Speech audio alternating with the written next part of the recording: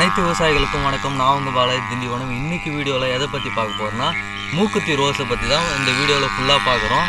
இது எப்படிலாம் பயிரிடுறாங்க, எப்படிலாம் அறுவடை பண்ணுறாங்க, இதனால் என்னென்ன பயன், எப்படிலாம் அளவு வச்சு பயிரிடுறாங்கன்னு சொல்லிட்டு இந்த வீடியோவில் ஃபுல்லாக பார்க்க போகிறோம். சரி வாங்க வீடியோக்குள்ள போகிறோம். உங்களெல்லாம் சாமியாக கும்பிட்ற காலம் சீக்கிரம் வருங்க. படைக்கிறவன் மட்டும் கடவுள் இல்லை, பயிரிடுறவனும் கடவுள் தான்.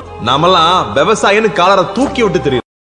மூக்குத்தி ரோஸு எப்படி பயிரிடுறத பற்றி தான் இன்றைக்கி ஃபுல்லாக இந்த வீடியோவில் பார்க்க போகிறோம்.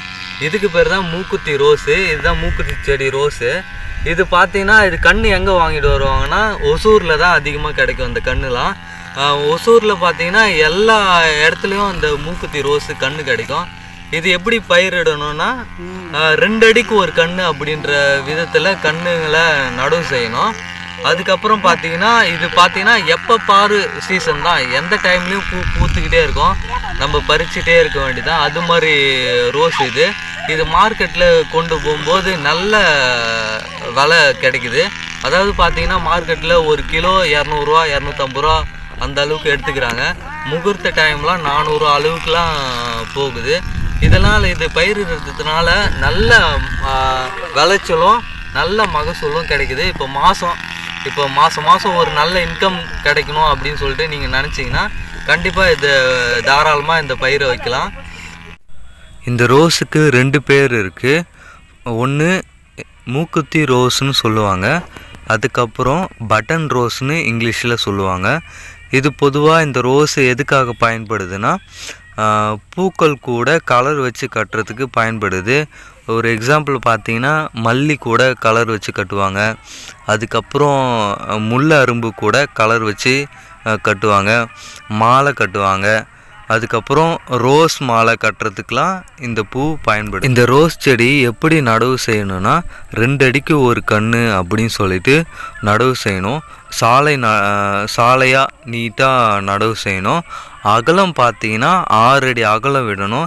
ஏன் 6 அடி அகலம் விடணும்னா இது இந்த ரோஸ் செடியோடைய ஆயுட்காலம் 3 வருஷம் வரைக்கும் இது பூத்துட்டே இருக்கும்.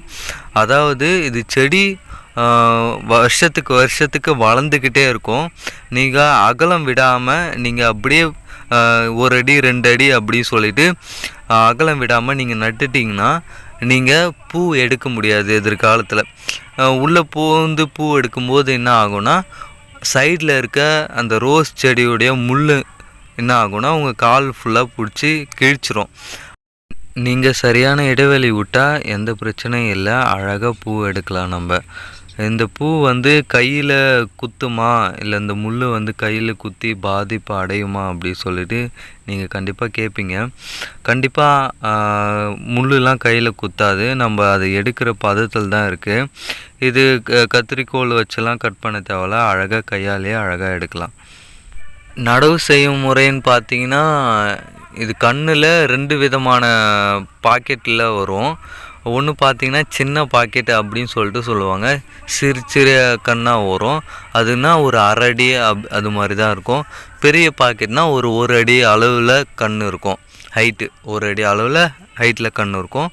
நம்ம ஆழம் பார்த்திங்கன்னா அந்த கருப்பு கலர் பாக்கெட்டு ஆழத்துக்கு ஒரு 1/2 அடி ஆழம் இல்லை 1 அடி ஆழம் கண்டிப்பாக தோண்டி நடணும். அந்த பாக்கெட்டுக்கு கண் சைஸுக்கு ஏற்ற மாதிரி நம்ம நடவு செய்யணும். அதே போல் இந்த மூக்குத்தி ரோஸு அதாவது பட்டன் ரோஸோடைய சிறப்பு அம்சங்கள்னு பார்த்தீங்கன்னா மற்ற பூ எடுத்துட்டிங்கன்னா காலையில் நீங்கள் வெடியே போயிட்டு பூ எடுக்கிற மாதிரி சூழ்நிலை வரும்.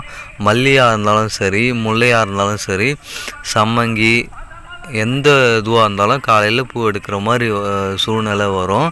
ஆனால் இது பார்த்தீங்கன்னா நீங்கள் எப்போ வேணாலும் பூவை பறித்து நீங்கள் மார்க்கெட்டுக்கு எடுத்துகிட்டு போயிடலாம். அது மாதிரி ஃப்ளெக்சிபிளான பூ இது ஈவினிங் டைமில் ஒரு 4 மணிக்கு நம்ம தோட்டத்துக்கு போயிட்டு பூ பறித்து ஒரு 6 மணிக்குள்ளே பறித்து எடுத்துகிட்டு போயிட்டு வீட்டில் வச்சு காலையில் வெடியே கூட எடுத்துகிட்டு போகலாம்.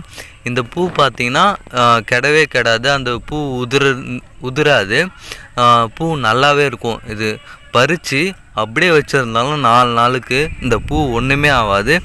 அந்த அளவுக்கு பூ நல்லாவே இருக்கும். இப்போ கூட பார்த்திங்கன்னா ஈவினிங் டைமில் தான் பூ பறிச்சிட்ருக்காங்க. இந்த பூ பார்த்திங்கன்னா காலையில் ஏர்லி மார்னிங் கொஞ்சம் பூ பறிக்க வேண்டிய பூ கொஞ்சம் இருந்ததுன்னா பறிச்சுட்டு அது கூட எடுத்துகிட்டு போயிடுவாங்க. இந்த பூ ஒன்றுமே ஆகாதுங்க. நீங்கள் எதனா ஊருக்கு அர்ஜெண்ட்டாக போகணுன்னா கூட தாராளமாக பூ விட்டுட்டு போயிட்டு வந்து அழகாக பறித்து பொறுமையாக மார்க்கெட்டுக்கு கொடுக்கலாங்க.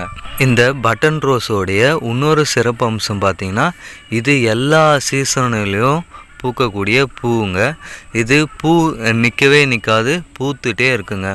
தண்ணி பார்த்திங்கன்னா 2 நாளைக்கு ஒரு தண்ணி கண்டிப்பாக விட்டே ஆகணுங்க. அப்போ தான் பூ தீயாது, வதங்காது, பூ நல்லா ஆரோக்கியமாக சூப்பராக ஃப்ரெஷ்ஷாகவே இருக்கும். இதில் பூச்சி பராமரிப்பு அப்படின்னு சொல்லிட்டு பார்த்திங்கன்னா இந்த செடியை பொறுத்த வரைக்கும் அதிக நோய் எதிர்ப்பு சக்தி கொண்டது, அதிகமாக பூச்சி தாக்கத்தை தாங்கி வளரக்கூடியது ஒன்று. இது நல்ல ஒரு ப்ளஸ் பாயிண்ட்டு. அதே போல் இது அதிகமாக தாக்கக்கூடிய ஒரு சில பூச்சி தான் இருக்குது. அது பார்த்திங்கன்னா செம்பேன் இறங்கும். அதுக்கப்புறம் கொஞ்சம் லைட்டாக சின்ன சின்ன புழுக்கள் வரும். இதுக்கு நம்ம கரெக்டாக நம்ம மருந்து அடிச்சிட்டா கரெக்டாக எந்த பிரச்சனையும் வராது. பூ அந்தளவுக்கு ஃப்ரெஷ்ஷாக இருக்கும். நம்ம எடுத்துகிட்டு போயிட்டு மார்க்கெட்டில் போட்ட உடனே எடுத்துகிட்டு போயிடுவாங்க. அந்த அளவுக்கு நம்ம எடுத்துகிட்டு போயிட்டு நிற்கலாம் தேவையில்ல. மார்க்கெட்டில் எடுத்துகிட்டு போயிட்டு போட்டவொடனே அவங்கவுங்க வாங்குறவங்க அழகாக வாங்கிட்டு போயிட்டே இருப்பாங்க. அவ்வளோதாங்க. இது கண்டிப்பாக நம்பி பயிரெல்லாம் கண்டிப்பாக ஜெயிக்கலாம். என் உயிரில் கலந்த அனைத்து விவசாயிகளுக்கும் நன்றி, வணக்கம். உங்களெல்லாம் சாமியாக கும்பிடுற காலம் சீக்கிரம் வருங்க. படைக்கிறவன் மட்டும் கடவுள் இல்ல, பயிரிடுறவனும் கடவுள் தான். நாமெல்லாம் விவசாயின்னு காலரை தூக்கி விட்டு தெரியும்.